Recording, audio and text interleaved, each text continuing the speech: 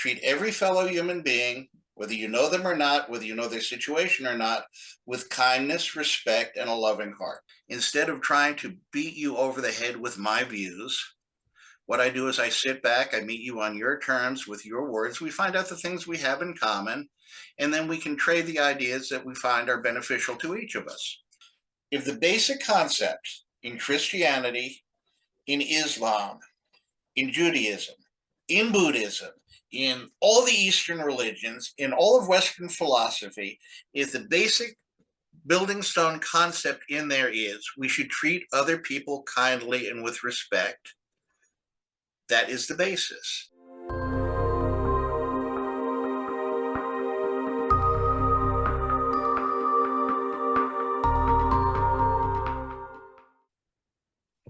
Welcome to Useful Philosophy Discussions. Today I have a truly remarkable guest. His name is Robert. Welcome, Robert. It's nice to have you on the show. Good morning, Rogerio. It's a pleasure to be on with you today. To me, Robert has a unique vantage point in our era for having an unusually broad and still quite deep perspective of not only his native religion, but several religious traditions. Robert has found that in pretty much every religious or non-religious tradition, like atheism, he got acquainted with, he found that everyone had good ideas and positive ways to live.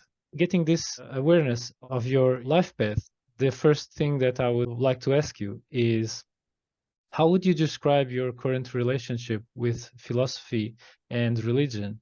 Which are your main philosophical or religious influences?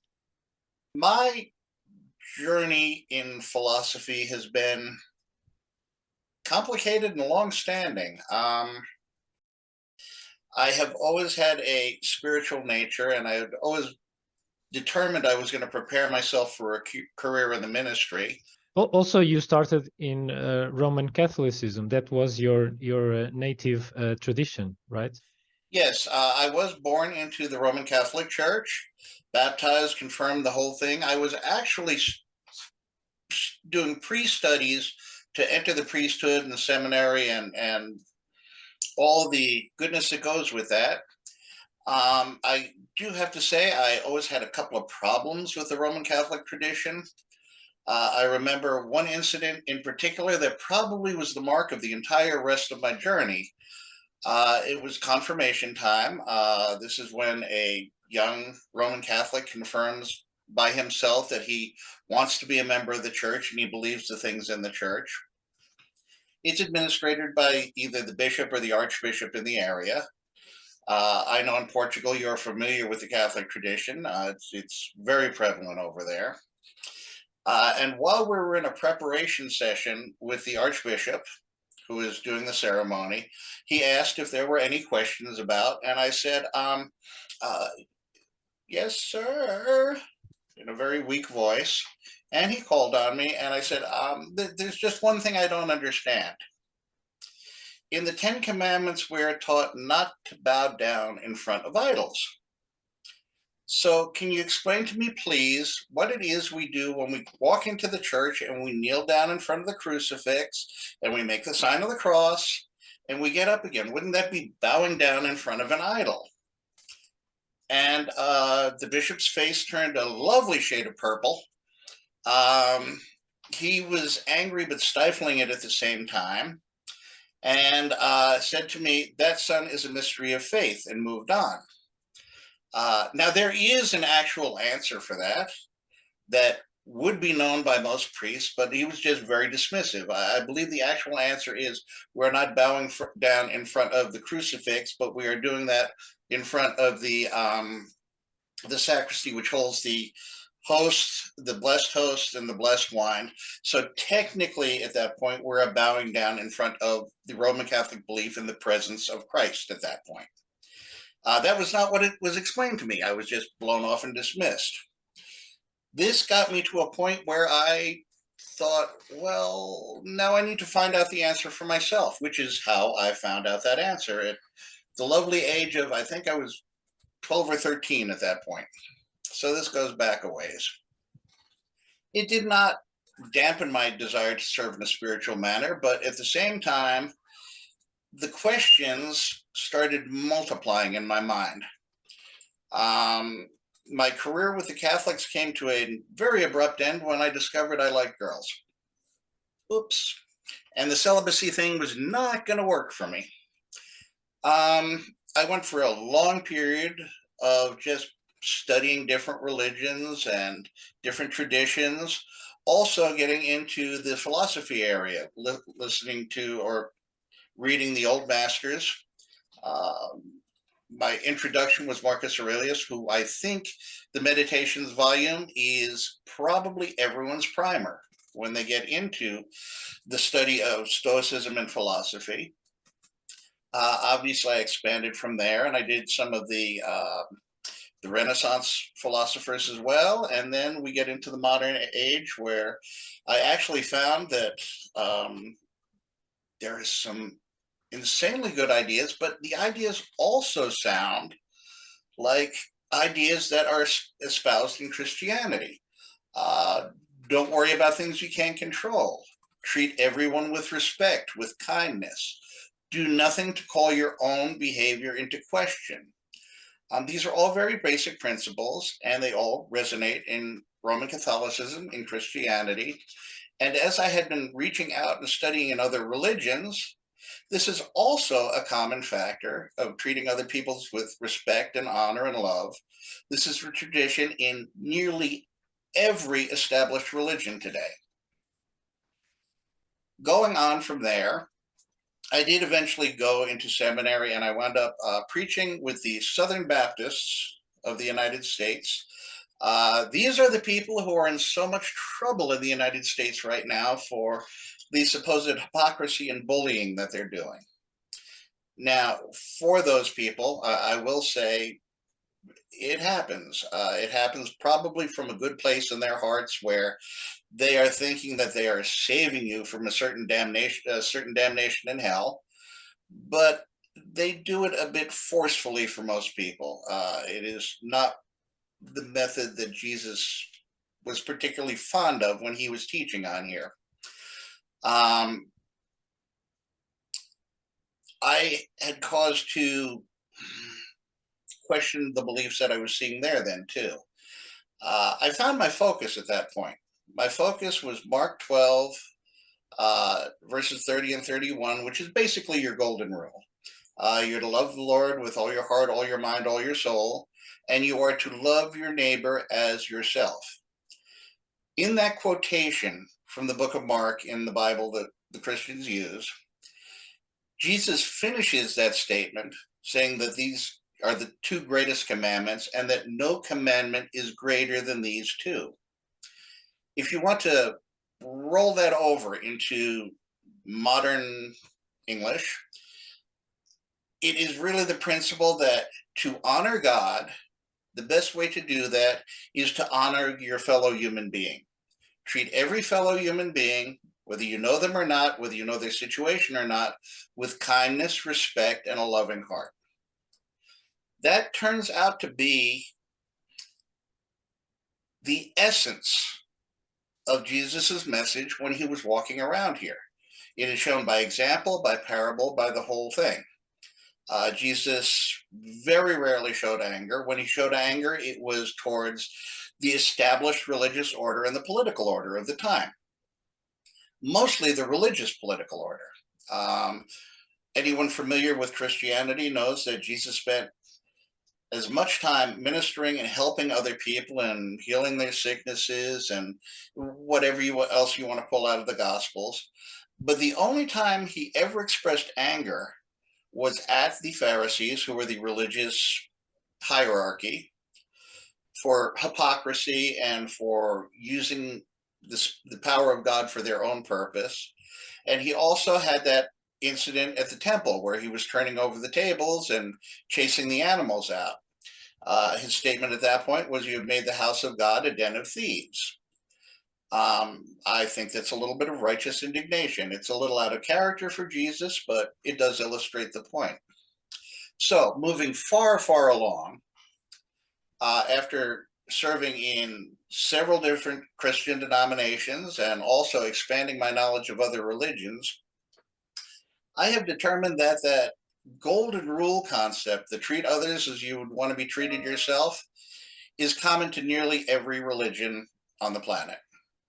There are a few odd outliers, but it's a basic principle. I have often used in my talks a chart where I illustrate, in quoting from the scriptures of each of the religions, where this appears in each of the major religions. Um, Putting my own head into that and my Christian background, as Jesus recognized that principle, therefore, then, as the Buddha recognized the same principle, Zoroaster, the same principle, Confucius, the same principle. Um, in the Abrahamic religions, it's right there in print in the Quran. It's in the Jewish scriptures, the Talmud, the Torah. This being a universal thing, and then specifically the way it is translated out in Mark gives the impression that that is the common rule, that the higher power, God, source, essence, even the concept of human beings being the prime source of all moral value on the planet, which is a basic tenet in atheism, that human decency predates a God, so there is no need for a God. But that being common in all of these, in most of the philosophies from all parts of the world, brings us to a foundation place to build from. And from this, if we take this as our basic concept, we apply everything to that concept, that to honor God, assuming we believe in God, or to honor our fellow human beings, we must show them honor, respect, and kindness. What they term in Christianity love. Of the many different translations you can do out of love. This is the agape version, which I know you're familiar with. Using that as the basis and finding the commonalities, I found that in my Christianity, I could very easily talk to different religions, different faiths, different philosophical points of view and find common ground. This is the opposite of what is happening right now in American society, for lack of a better word. Is I'm sure that the newspapers are having a little bit of coverage about the crisis with the evangelical community, as far as the acceptance of homosexual rights, or even simple things such as allowing women to preach in a church. We are to treat everyone regardless with honor and respect. This folds very well into what I've been trying to do in general. So it's starting to spread as something that the religious community, the Christian religious community, wants to be a part of in many areas. This commonality that has been promoted by Jesus, Buddha, Marcus Aurelius, even many of the modern philosophers, is that if we just do this one simple thing of treating other people well, it not only goes better for our own life, but it may inspire others to do the same thing in their lives. It's what they call a soft evangelism. Instead of trying to beat you over the head with my views, what I do is I sit back, I meet you on your terms with your words. We find out the things we have in common, and then we can trade the ideas that we find are beneficial to each of us. I remember when you were doing the Twitter Spaces. I participated in several of those. That is the kind of exchange that should be valued. A bunch of people sitting around rationally sharing differences of opinion and then discussing those differences and still finding common ground at the end of it. There is no reason we need to be at war with each other individually, or by group, or by nation, or for any reason. All we really need to do is sit and understand each other, and then agree to disagree where we disagree, and then also to find that common ground that we can join together and work on. Well, different traditions have differences. Obviously, that's why they bring diversity, and they also sprung up in different contexts, different periods of human history. Them having differences in rituals, sacraments, what is considered appropriate or not in kind of an arbitrary sense many times is to be expected. But we can all find an adamant and really resounding base to start on, or a foundation, which is we are all human beings, as mortals, as ephemeral. These points are very, very hard to dismiss or to disprove. We have a limited time, and if we employ this time bickering and emphasizing differences that are much more superficial than at the core of things, then we will probably miss some precious treasures indeed. Your comparison about people disagreeing but then gaining some value even if they disagree, this reminds me of how Aristotle talked about analyzing different points of view of his intellectual ancestors, from Plato to even as back as Thales. And even though he wouldn't agree with them wholesale, he would try to find bits and pieces from them that he could combine and mix and match with others and test things out and try out things. And the thinkers such as Aristotle and many others have been a part of my journey. Of course, I have a massive blind spot on the saints and fathers of Christianity, because although I was born in Roman Catholicism, I became critical and doubtful and etc. quite early on. So I didn't get into studying the major texts of Christianity, which in retrospect is kind of a shame right now, because I need to get up to speed as well. And getting back to you and our exchanges, our previous exchanges, I found many other people that are espousing a Christian doctrine online. They kind of made me discuss with them, but I never became intrigued or wanted to kind of learn more. But I can say for sure that your approach in our previous exchanges in our spaces awoke in me a curiosity to figure out things around the figure of Jesus Christ and other important figures of Christianity, to learn what Christianity has to offer among the diverse other traditions that I've been looking at. But I was, I think, kind of resentful with how I interacted with Christianity maybe at my early teens. Maybe I didn't part with the tradition on the best terms. And so I was a bit, how should I say it?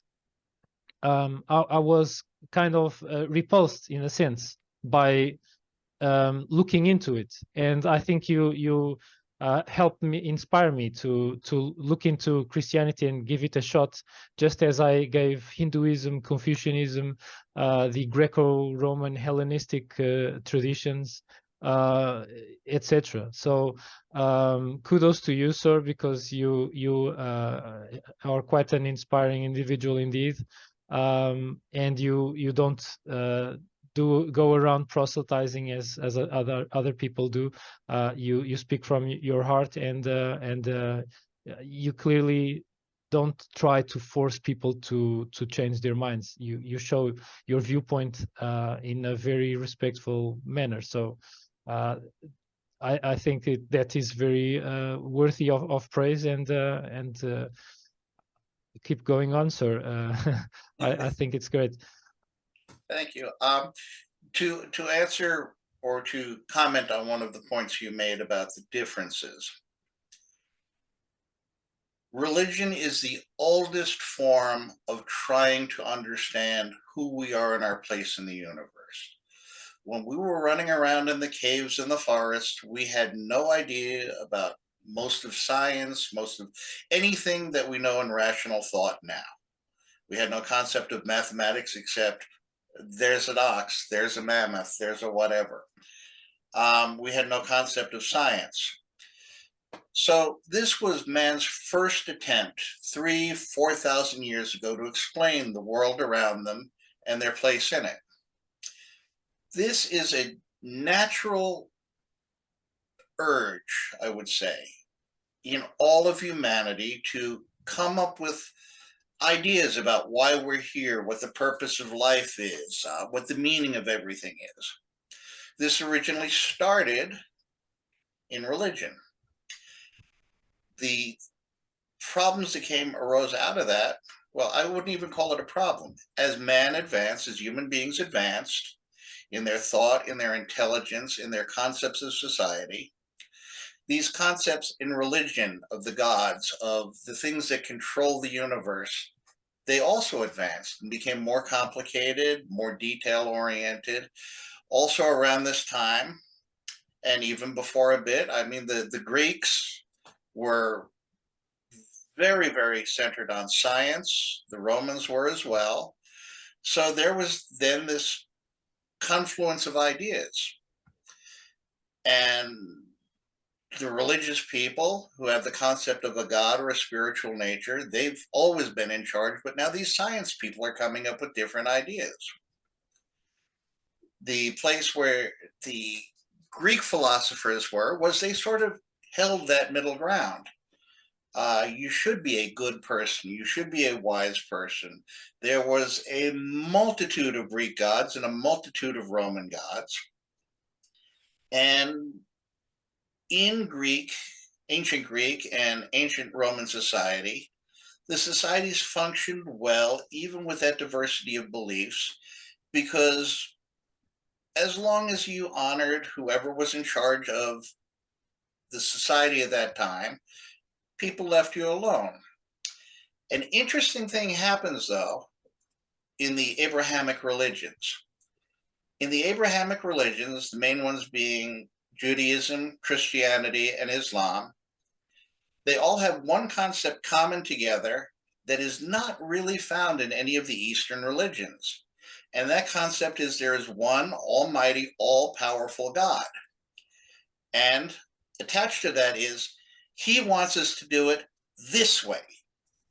And because it is one all-powerful, mighty, omniscient God, if you don't do it this way, God doesn't like you.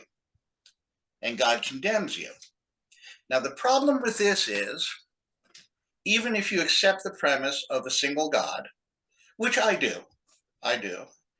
and my impression of God is not an old man in a chair looking down on you going tisk, tisk, tisk, like somebody's grandfather. It's more of an Eastern view of the essence of God. I don't want to get into that now because I'm going to lose the other point. The people who practice Islam, Christianity, and Judaism think they have the only God, and they practice it all in different ways.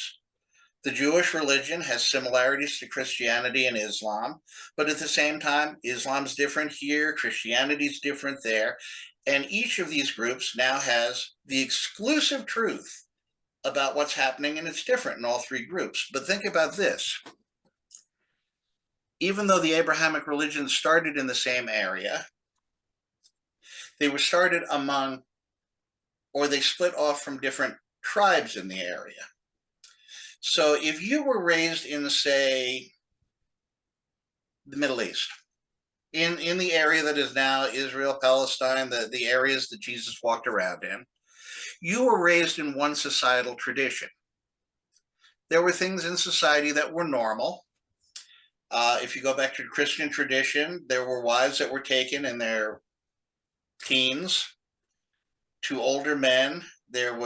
Women were property. They were chattel, like cattle. They had no rights.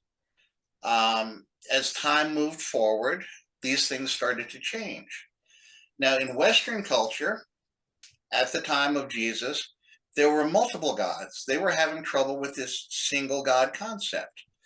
The Eastern religions, as a general rule, spirituality is an internal journey to take your spirit and to make it more complete and more whole.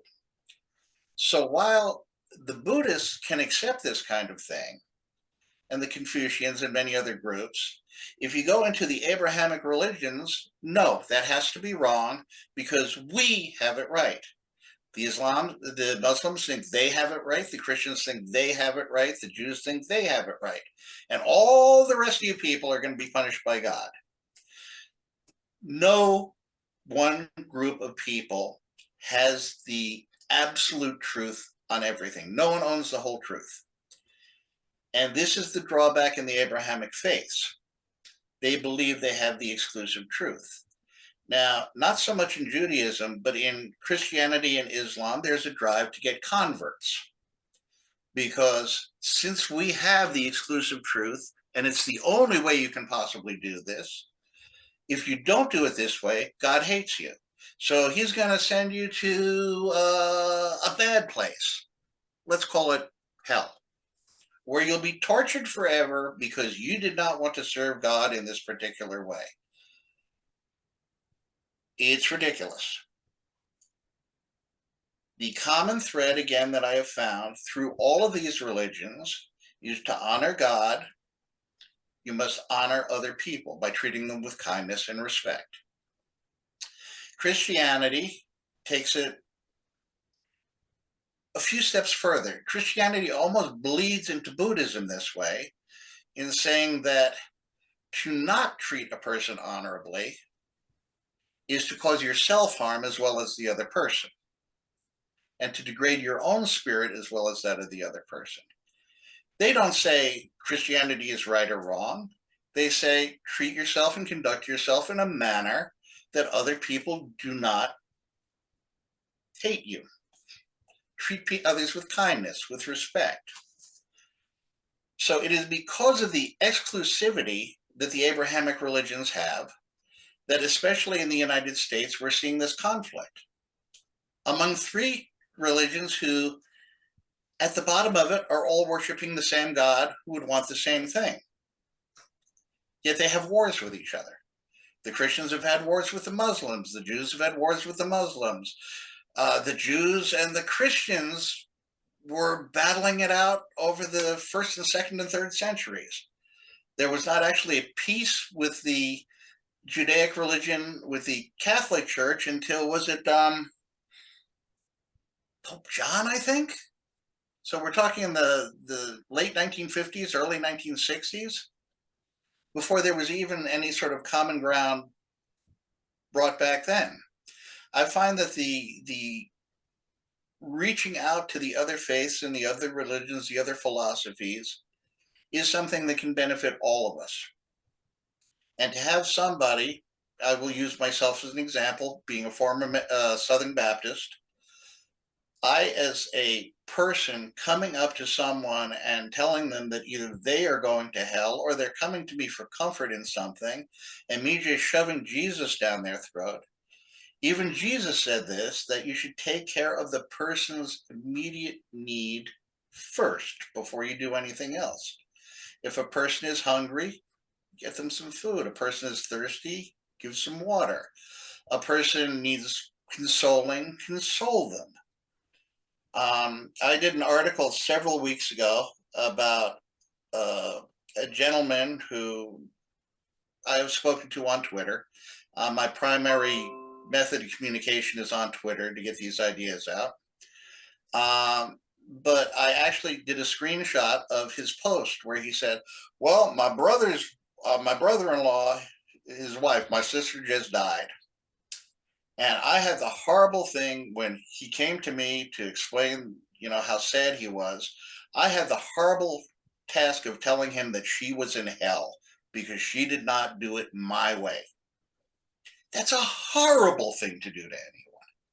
Why anyone would even conceive that Jesus, God, or even another human being would tolerate that behavior is ridiculous. So I did an article, a piece on that, where I was just point by point taking that argument apart, going, there is no way that as a Christian, the man who you admire, the man who you worship and praise, there's no way that he would approve of how you're doing this. And this is how the movement is taking place in the United States now.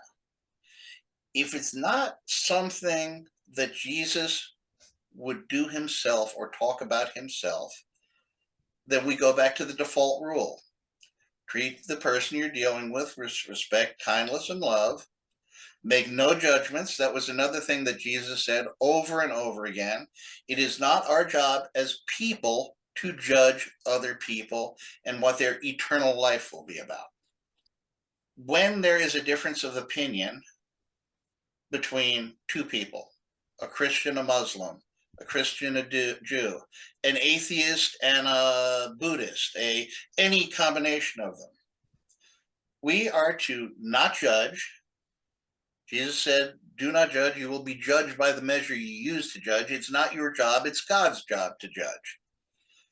Our job is to treat each other with kindness and respect and not worry about what that other person's doing. We cannot change that other person's life. We should not force feed that person anything. Everyone's spiritual journey is an individual walk. In the Abrahamic faiths, we have this idea of the one God, who is the supreme ruler, the king of all, the creator of the universe. He's all-seeing, all-knowing, all good. And because of that, the Jewish people, as they practice their Abrahamic faith, Judaism, the Christians, who are also part of the Abrahamic faith, and the Muslims, who are also part, we all practice it differently, because all three of those Abrahamic religions are addressing different cultures. What is normal in Judaism is very similar to what will be going on in the culture among the peoples who have become predominantly Muslim. The Christian end was predominantly tailored by Paul, the after the fact apostle, to appeal to the Gentile cultures, the non-Jewish cultures. So he basically designed something that would be acceptable to Western civilization. Paul, as a person, was educated, highly educated in Judaic law, also in Greek debating structure. He knew Roman law very well. He was a super highly educated person. And I assume it was his decision in attracting the Gentiles to the faith for conversion that he would structure it so that it would be a public and visible thing. Jesus was not so much on this hard evangelism. That was added in. If you get into biblical studies, what we are working with in the modern day is copies of copies of copies of copies of the same text, which goes back to the earliest texts go to about 250 to 300 AD. What they call it now, CE, Common Era. We have no original texts. Now, I know, or you're probably familiar with the game of telephone, right? You whisper something in someone's ear, and by the time it goes from this person to this person to this person to this person, down to the end of the telephone line, the message changes a little. And sometimes what you get at the end of the telephone chain bears nothing in resemblance to how it started. We have to assume that even if you want to go with the idea that the scriptures are divinely inspired, they've been recopied and recopied and recopied time immemorial. There's going to be mistakes made as it was recopied. There were going to be people who said, I think if I change the wording just a little, it'll sound better. And then there were the people who said, Jesus never talked about this and we should talk about it. And they threw some stuff in because that person who was doing that particular version of it said, Jesus must have thought this about that. This has happened throughout scripture. And when you combine that with the idea that the God that the Christian worships, or the Jew or the Muslim, and really, if it's only one God, it's all of everybody who seeks a spiritual life to worship a higher power, we're all talking to the same person. The same God would not give different sets of directions to different people. This goes to the religion developing out of the culture that it starts in. So when you have a different culture in the West from the different culture in the East, that's going to automatically form a clash. What is normal in Western society, which is women running around in bikinis and skimpy clothes, would not be acceptable to the Muslims any more than the hijab or the burqa is acceptable to Western society. It's a cultural thing. It's how the people were before they even thought about a religion. This is normal in this society. This is normal in this. Now, the conflict comes up because in Abrahamic religions, the Christians think they're doing it right. And the Muslims think they're doing it right. That's going to cause a conflict because the two cultures are so diverse. Then you break it down even more. In the Christian culture, it's broken down into, it's got to be 45, maybe 50 recognized denominations just in the United States. Some of them were formed, like the split of Protestantism off of Catholicism, off of a legitimate beef in basic theology, which is fine. But when it started splintering off from that, it was less and less and less important reasons and more picking out stuff that we really, really want to stress. And we're going to stress this in our form of Christianity. Now, because the premise going in, and I'm going to speak for Christianity on this because that's where I am. The problem with this is, if the mindset is, we have God, God knows everything, God is all powerful, and we are doing it right, and you, therefore, are doing it wrong, even among the Christians. So now we have Christians telling other Christians they're going to go to hell.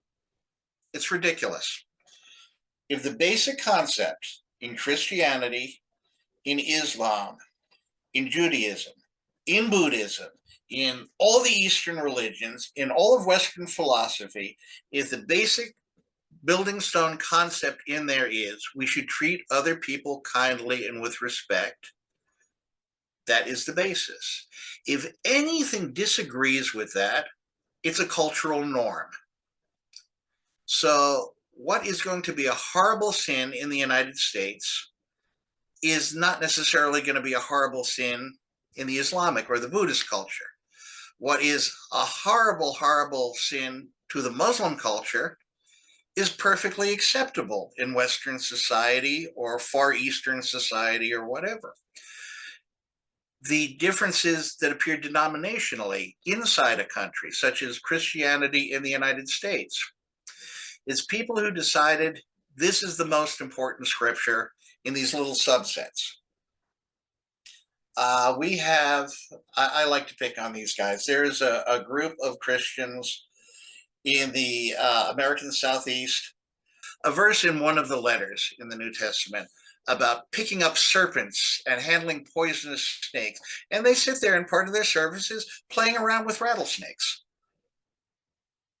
But they think they're doing it right. So everyone else is going to hell. If we get back to the basics, which is where I started, if you want to honor God, you honor other people with respect and kindness. That's covered in every religion. We can assume that's a good point that God wanted.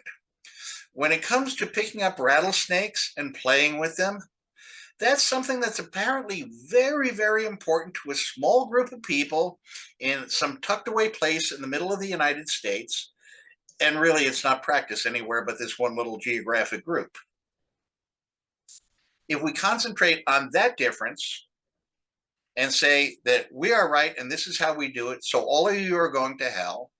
The church down the street where they do, say, more mainstream Christianity, they're both going to say to each other, you're going to hell because of you're doing it this way. It's no way to have a religion. God would not divide people. Even if you're an atheist and you don't believe in God, I believe I got this argument from an atheist, is why would God give different sets of instructions to different people? He didn't. It's the one thing: you honor God by treating other people with respect and kindness. If it's not in there, and Jesus said this himself in Mark chapter 12, these are the two important commandments. All the other commandments are based on this. So if you are treating someone with kindness, love, and respect, you want to go Old Testament? You wouldn't murder them. You wouldn't steal from them. You wouldn't shack up with somebody else's wife. This is stuff that's common among all mankind, for the most part, I guess, but as a general rule in mankind. So this is a commonality. The Christians who go into the Old Testament specifically and look for some arcane, ridiculous thing. Did you know in the Old Testament, being left-handed is something that displeases God, that will cause you to go to hell? It's there. It's mentioned, I think it's 9 times. I'm left-handed. Could you imagine how I would feel if that was the first thing I got hit with? Oh, you're left-handed, you're sinning, you're going to hell. And this is how many of the evangelicals in both Christianity and Islam are. It's like, well, no, I'm catching you in this sin. You can't do that, and this is why. And if you walk up to a stranger on the street with anything, if you're talking politics and you go, that's stupid, you're doing it wrong, that's going to create conflict. If you walk up to somebody and go, I don't understand why you're doing such and such, because in my tradition where I come from, this would not be acceptable. So please explain to me why you do it this way. That is the opening for a dialogue. You can then go in a non-threatening way, each discuss ideas, pull from each other the ideas you want to work with, and leave each other in a respectful manner. There is no one path to either God, divinity, supreme consciousness, whatever. Every path in faith and every path in philosophy is an individual path. There were some great thinkers who came up with ways to do it. I don't think that any of the Greek philosophers said, you know what, I'm going to micromanage your life the way that these more hardcore religious types do it. For me, and I'm speaking for me, I'm not speaking for the rest of the Christian community, I think God, when you are born, or the higher power or the consciousness, gives you everything you need at birth to live a fulfilled life. I'm not saying a rich life. I'm not saying a famous life. I'm not saying any of the things we measure success by here. But you are born with everything you need to live a fulfilled life. And everything that you wind up with at the end of your life is based on the decisions you make along the way. The suggestion that we are to treat everyone with love and kindness and respect that has been built into every religion and into most of the major philosophies is that it benefits us to treat others with kindness and respect, because there is more the likelihood that that person will then treat us with kindness and respect. It's almost a transactional thing, but it's a transactional concept that works. If I've had the blessing of living in a lot of different cultures too. I lived in the Caribbean islands for almost 10 years. And down there, it was the American Virgin Islands. That used to be a slave society. Now, the predominant resident in the Virgin Islands is a black person who is descended from the slaves of 200 years ago. Because of that, it's a very, very polite society. Hello, sir. Good morning, sir. How are you doing? This is the exchange, even between two equals, or even between a superior and someone who is of lower standing, like a boss and an employee. You have this conversation, you show each other respect because. So these people, they exhibit reverence for even what we would see as things that don't even constitute rights. They look at them even as rights, as how to greet someone, to ask someone something very trivial. And maybe they have this, because of this history that you described, they had their arrogance, hubris, stamped out of them by Yes. force. Because this is also something that I witnessed when I read Frederick Douglass's biography. Excellent example. His biography is so far the only book that I've read so far, and I've read quite a bit of books, that treats me as dear reader. The book is showering you with kindness, even from 200 years after, and you can tell. To his credit, Booker Washington had a horrible life when it started. He was born into slavery. Christianity he converted into, but he took it in the direction that is constructive. I believe he was born into Christianity. He was born into slavery, and that was what was there at the time.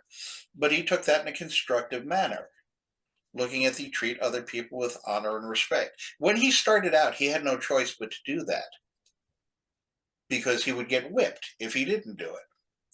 At the same time, that principle in Christianity allows you and I to have a conversation about this and about our differences of opinion, the things we share in common. Booker Washington was able to do that because he approached people in the manner that he was advised to in his scriptures, according to his religion. He allowed himself to be educated and to serve the rest of his people by approaching in what is a Christian and also a Muslim, a Buddhist thing. This is in every religion. He was able to make a difference. You know who's not able to make a difference? The person up there who is getting in your face and being angry and screaming at you and putting you on a defensive right away. Jesus hardly was imposing, as so it seems. I cannot speak like someone knowledgeable on his biography, because I have studied very little so far, only at a glance through Isaac Asimov's Guide to the Bible, both Testaments. But of course, he kind of highlighted some parts, and of course he didn't do the whole thing. But my impression of the life and actions of Jesus Christ is that he was not imposing anything on anyone. He was doing the best he could, being the best person he could, and he also had these gifts and talents of healing and so-called miracles. But he never imposed anything like these individuals that you described do so today, even calling on the name of the prophet of their religion. And so it almost seems like we are having another wave of representation of divinity, similar to what happened with Homer and Hesiod, who represented gods. At the time they were multiple gods, but nevertheless they represented gods as all too human, and especially not very well behaved humans.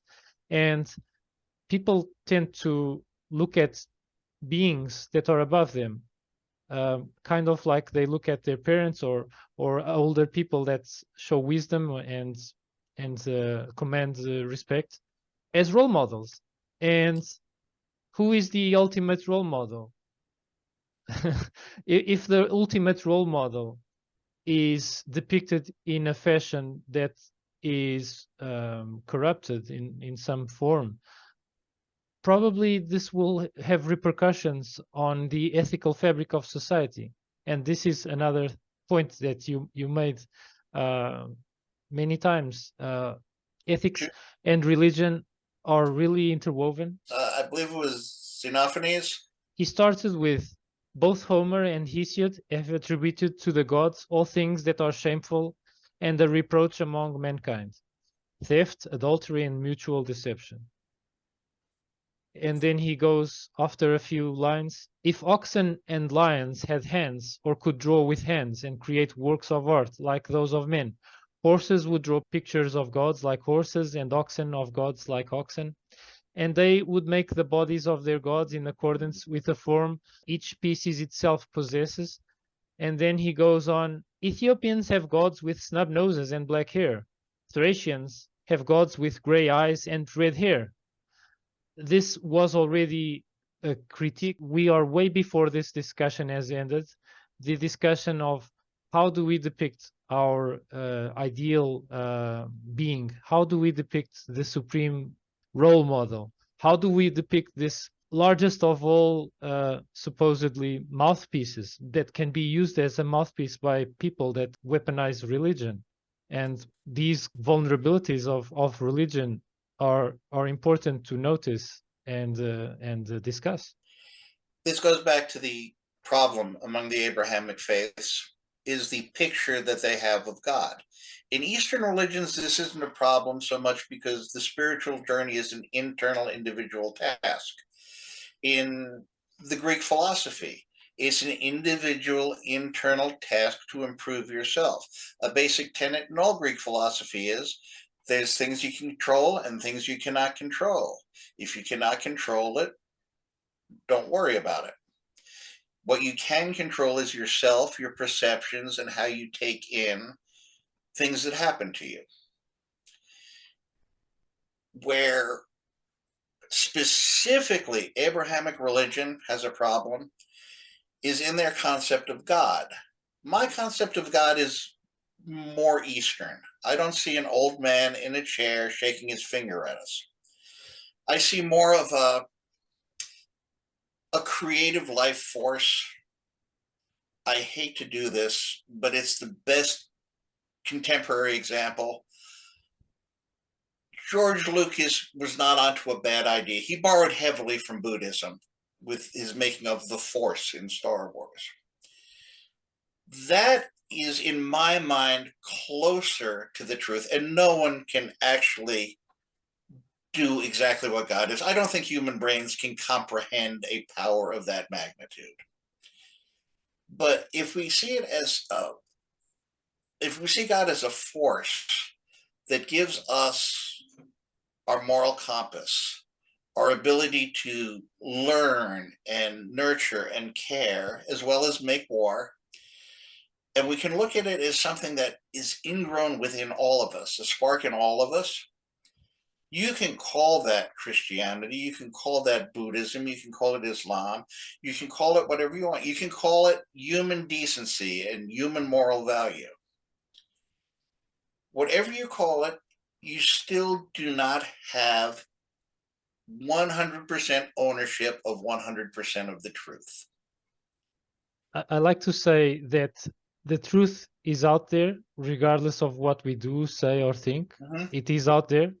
It is like a common heritage to us all. It is not especially or exclusively of any single faction or individual. No one can claim rightfully their privileged access to it and kind of claim it as their own. And we are at best trying to approach it with trial and error in many different ways, with many different tools of many different traditions, and even many different bright people that have existed throughout history. And at best, when we study bright people that had good ideas and traditions that have their merits and look at them, my kind of way to interpret what is going on is the parties that have some merit are not like hands that are grasping the truth and holding it firm, but they are more like fingers trying to point at the truth.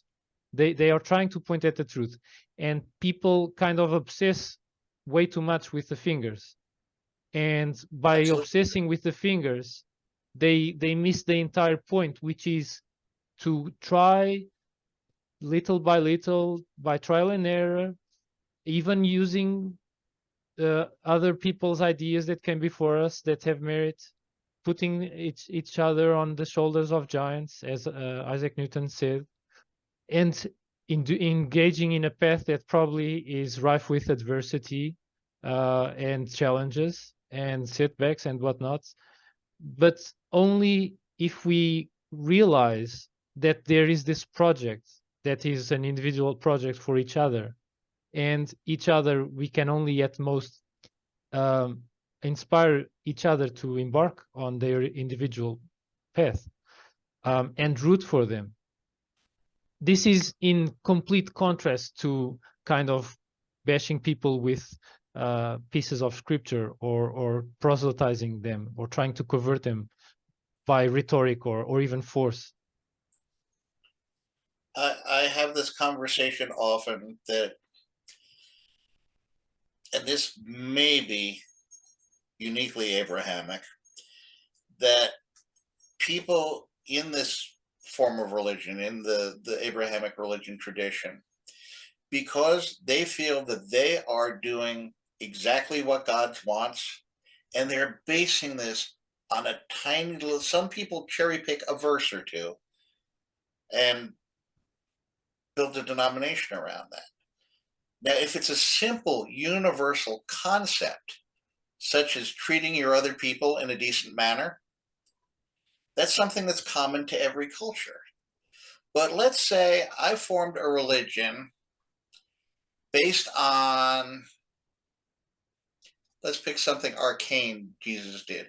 When Jesus cursed the date tree because it had no fruit on it, which I don't actually think is an accurate representation. It's out of character for Jesus to do that. When we were talking about the translations, we were discussing things that might have just been thrown in to make a point. I'll call that one of the stories. But let's say I founded a religion on that, and the only way you could be right with God is to kill all the date trees. There are denominations in both Christianity and Islam and Judaism as well, where they base their entire reason for being on one arcane piece of their scripture like that. If you are a Christian and you are mucking around in the Old Testament, every Christian is taught coming up, and this is another problematic area, that Jesus' example is the way to go. And if you're not doing it exactly like Jesus, then you're offending God. If you're in Islam, if you're not doing what Muhammad said, you're probably offensive to God in whatever you're doing. This is all good, and culturally it works within the culture until it doesn't work anymore. Well, among the Christians, there's 40 or 50 groups just battling it out right now. In Islam, you have the Sunni and the Shia. In the Jews, there's about 7 different recognized ways you can do Judaism. And for the most part, they all sort of get along until it comes down to how to get into heaven. And that's when, no, you have to do it this way. You have to pick up the snakes. You have to bring 100,000 people to convert into your religion. The only reason that I have any reason to convince you that I am right in what I believe is if I want you to share the idea with me, if I want you to believe as I believe. That's not part of the job. I know they have put that in the Bible. I know it's a big thing in Christianity and Islam to convert people. That was not the order that was given to us by God, either in Old Testament, in New Testament, or in Quran. One of the primary basics in all of that is the same thing that was said by Jesus and Muhammad about if you would not enjoy this happening to you, don't do it to another person. Treat the other person as you would want to be treated. This is common among all the religions. When you start putting dividing points between people, that is when you are introducing human concepts and putting those human words into God's mouth. We can all see the wisdom in treating each other fairly, treating each other nicely and with respect. Not everyone can see the sense in either walking down the street in America in a hijab, a burqa, or walking down the streets in Mecca in a bikini. Culturally, that does not work. But if this culture with their religion thinks they're correct, and this culture with this religion believes they're correct, that's going to cause conflict between anybody who doesn't believe that way. But think more to the core of the things. For instance, you mentioned how a girl might exhibit herself in a bikini. The obvious and direct approach that people would have is to moralize her, basically tell her, Yes. well, you're showing yourself and you're bringing shame to your family and yourself and etc. It's inappropriate, etc. While, for instance, Epictetus, one of the Stoic philosophers, would advise men to address women when they are beginning to mature, to go beyond their puberty, to emphasize that they have intellectual gifts and character traits gifts to bring to society that are worthy of mention and honor, not just the aesthetics, superficial presentation of their bodies. So even though that might be still a consideration for the girls, and they continue to be preoccupied with that, if they start to look at other gifts that they have as by virtue of being human beings, then you can have a shift in tradition gradually, to be sure, into a much more moderate and less extreme form of tradition. And the same can be said for any other way in which people conduct things. And of course, these are all kind of arbitrarities when you go back to fundamentals like we are mortal beings. We should not play God. If we do play God, we will reap the consequences sooner or later, the actions of our consequences, or as the Eastern people would call karma. And we should seek for moderation in things. And we are all endowed with many potentials that can be realized or not. And if they are realized, they mostly depend on us taking this, on embarking on our path of self-development, which is something that, although you also described the Abrahamic religions as emphasizing this kind of sectarism and dogmatism that is exclusionary, that since we have the right doctrine, by logic, by inference, you have the wrong doctrine. They also emphasize following certain rules or certain doctrines, and mostly ignore or skip or don't even mention the vital importance of each individual realizing that they should invest in their self-development, in developing their character. Because if we don't realize that this is one of the most important investment parts of our life, we will probably miss out on much of our life. For instance, to bring an example on my part, just by being online and sharing the philosophy and the other traditions that I've been learning, I have befriended people like yourself that shares somewhat the same kinds of aspects of their path with my path. We are kind of, in a sense, oriented more or less in the same direction. By by only that kind of similar orientation. We are kind of natural friends. We are naturally friends because we are not grasping at something that we will take from others and in bigging ourselves by diminishing others. We literally, by interacting with this through these paths that are more or less trying to go towards where truth is, probably never reaching it, or likely.